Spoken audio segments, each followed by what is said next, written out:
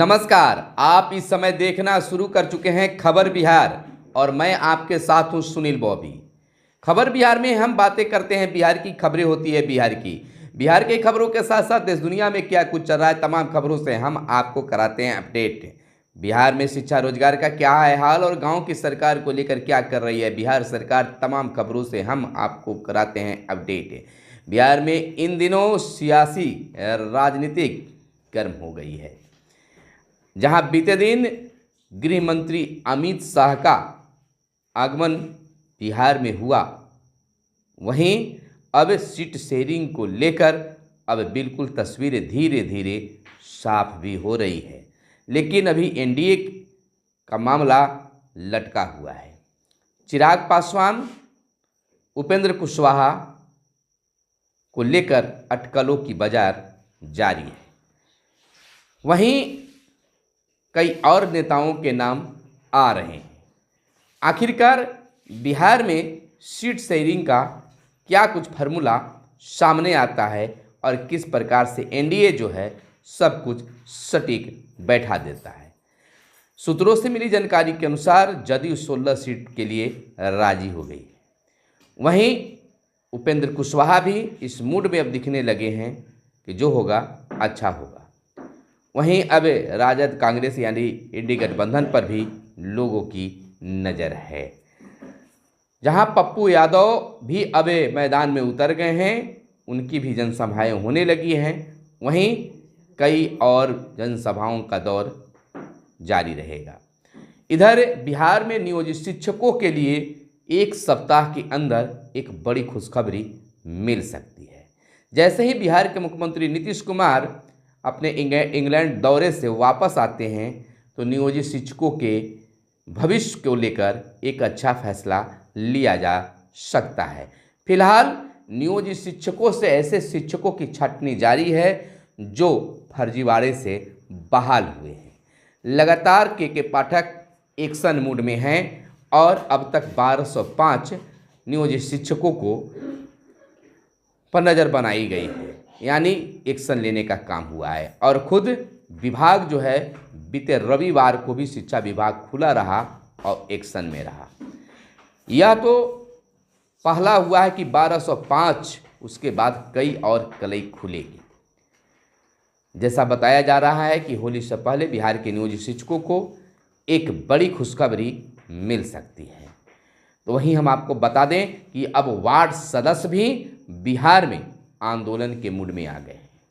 अब सड़कों पर उनका आंदोलन नहीं बल्कि सोशल मीडिया पर सरकार के खिलाफ मोर्चा खोले हुए दिखना अब शुरू हो गया है।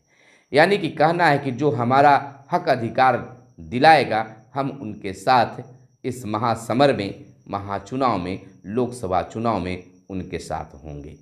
तो यह इनका सोशल मीडिया पर आंदोलन कितना कारगर होता है ये तो आने वाला वक्त ही बताएगा। फिलहाल जाप सुप्रीमो पप्पू यादव ने पूर्णिया में शक्ति प्रदर्शन किया।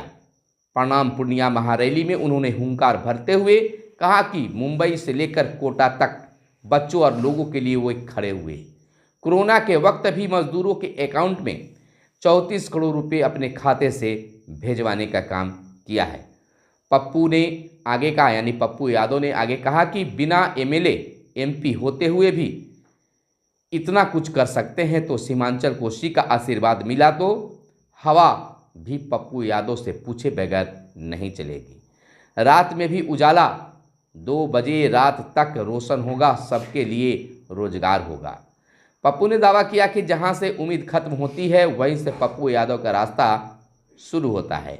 उन्होंने लोगों से भारी संख्या में रोजगार, नौकरी और आम जन की सुरक्षा का भी वादा किया है। वहीं आज अमित शाह बिहार में, यानी कि बीते दिन अमित शाह जो हैं बिहार में थे। शाह का मिशन बिहार रहा। गरीबों की भूमि पर कब्जा करने वालों को जेल भेजा जाएगा, अमित शाह ने बिहार के लोगों से वादा कर दिया। भूमाफियाओं को उल्टा लटकाकर सीधा करने का काम भारतीय जनता पार्टी की सरकार करेगी। गृह मंत्री ने यह लोगों से बातें कही, यानी कि गरीबों का जो भूमि कब्जा किए हैं उनको जेल जाना तय है। लालू प्रसाद पर भी टिप्पणी की। वहीं आपको बता दें कि भूमाफियाओं को उल्टा लटकाकर सीधा करने का काम भाजपा के द्वारा करने की गारंटी दी गई है। 17 महीने में अमित शाह का 9वां दौरा बिहार को लेकर हुआ है। वहीं बता दें कि काला चश्मा, हैट, हाथी से लेकर जीप पर सैर। वहीं असम दौरे पर गए प्रधानमंत्री नरेंद्र मोदी का अलग अंदाज एक बार फिर देखने को लोगों को मिला। उनका दौरा हालांकि शनिवार की सुबह काजीरंगा राष्ट्रीय उद्यान पहुंचे। पीएम मोदी हाथी और जीप से जंगल सफारी की सैर की। वहीं बीते दिन शाम से ही वह उत्तर प्रदेश में काशी में रोड शो करते भी दिखे। लोगों का काफ़ी हुजूम वहाँ पीएम मोदी को देखने के लिए उमड़ रहा था और उनका स्वागत कर रहे थे। अब की बार 400 पार के नारे लग रहे थे। तो वहीं कांग्रेस विधायक प्रतिमा दास ने कांग्रेस बिहार प्रदेश अध्यक्ष अखिलेश जी के खिलाफ मोर्चा खोल दिया है। कहा, आला कमान को अखिलेश भ्रम में रख रहे हैं। तो अब अंदर ही अंदर अब कांग्रेस में भी विद्रोह होने लगा है। वहीं एक बड़ी खबर युवाओं के लिए निकल कर आया है कि स्वास्थ्य विभाग में बम्पर बहाली, संविदा कम्युनिटी हेल्थ अफसर की बहाली, 4500 पद पर बहाली का विज्ञापन जारी। 30 अप्रैल तक आप ऑनलाइन आवेदन कर सकते हैं। वहीं विरोधियों पर शाह का जोरदार प्रहार हुआ है। बिहार में महागठबंधन की सरकार बनने के बाद पहली बार अमित शाह बीते दिन पटना पहुंचे और पालीगंज में जनसभा को संबोधित करते हुए अमित शाह ने आरजेडी और कांग्रेस पर जोरदार हमला बोला है और कई वादे भी किए हैं। वहीं जाप सुप्रीमो पप्पू यादव ने पूर्णिमा में चुनावी मंच से दिया भावनात्मक बयान भी दिया है। पप्पू यादव ने कहा, पूर्णिया ने हमें लड़ने की ताकत दी है। जाप सुप्रीमो पप्पू यादव की यह बातें लोगों के दिल में उतरता नजर आया। स्वास्थ्य विभाग में यह बड़ी बहाली कर सकते हैं। 4500 की यह बड़ी बहाली स्वास्थ्य विभाग में आ गई है। वहीं बीते दिन पालीगंज में शाह हुंकार भरे और पटना से पालीगंज में जनसभा को भी संबोधित किया है। तो वहीं जहरीली शराब की जांच के लिए जल्द बनेगी ऑन स्पॉट किट, कवायद जारी है। शराब की प्रकृति पर विभाग ने कराया शोध रिपोर्ट। जहरीली शराब से जुड़े मामलों की जांच करने और उन्हें नियंत्रित करने की काफ़ी मदद मिलेगी। इसमें आपको बताते चलें कि नशा बढ़ने के लिए कई पदार्थों को मिलाने तथा तापमान में गड़बड़ी होने से जहरीली हो जाती है शराब। यह शोध में आया है। शोध रिपोर्ट के उपयोग जागरूकता फैलाने और लोगों की जान बचाने के लिए किया जाएगा। तो यह बेहतर होगा ताकि लोगों की जान बचे। बिहार के मुख्यमंत्री नीतीश कुमार ने कहा कि लंदन की तर्ज पर पटना में साइंस सिटी का निर्माण होगा। लंदन के साइंस म्यूजियम की तर्ज पर पटना में साइंस सिटी का निर्माण होगा। मुख्यमंत्री नीतीश कुमार ने अपनी लंदन यात्रा के क्रम में यह जानकारी साझा की है। तो वहीं बायोमेट्रिक मिलान 15 तक करा लें। 26 फरवरी से 6 मार्च तक सक्षमता परीक्षा हुई थी और आपको बता दें कि 15 तारीख तक सभी जांच करवा लेना है और उसके बाद 23 मार्च को सक्षमता परीक्षा का रिजल्ट भी आना है। इससे दरमियान जो फर्जी शिक्षक हैं उनकी भी खैर ली जाएगी। पुलिस अधिकारी सीखेंगे नए कानून की बारीकियां।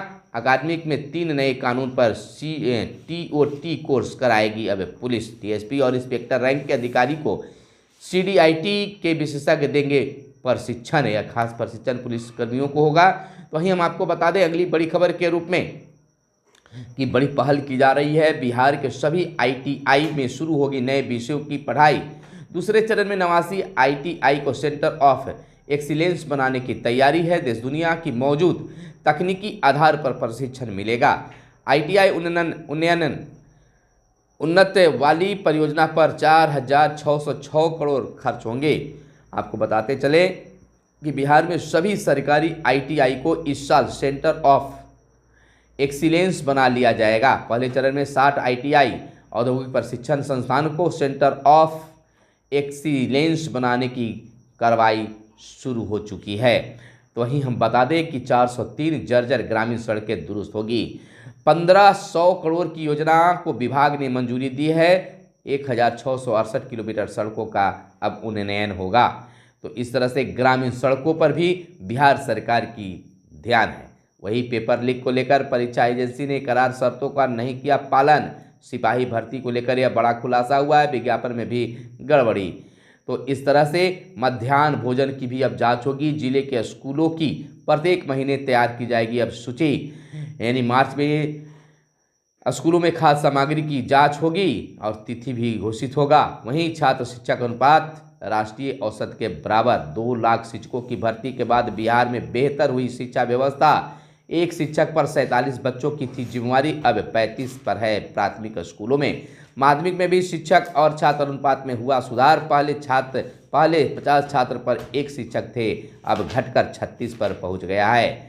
वहीं मोदी जी ने दुनिया को भारत के बारे में बताया रचनाकार। प्रधानमंत्री ने देश के सर्वश्रेष्ठ कंटेंट क्रिएटर को सम्मानित किया, जिसमें अपने बिहार के मैथिली ठाकुर को भी सम्मानित किया गया। मैथिली ठाकुर को सांस्कृतिक राजदूत पुरस्कार दिया गया है और मैथिली ठाकुर ने पीएम मोदी के साथ सेल्फी भी ली और मोदी के रिक्वेस्ट और मोदी जी के कहने पर महाशिवरात्रि के अवसर पर शिव जी का भजन भी सुनाई।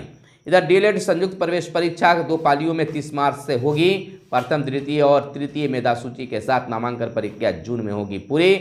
30,750 सीटों पर नामांकन के लिए आयोजित होगी परीक्षा।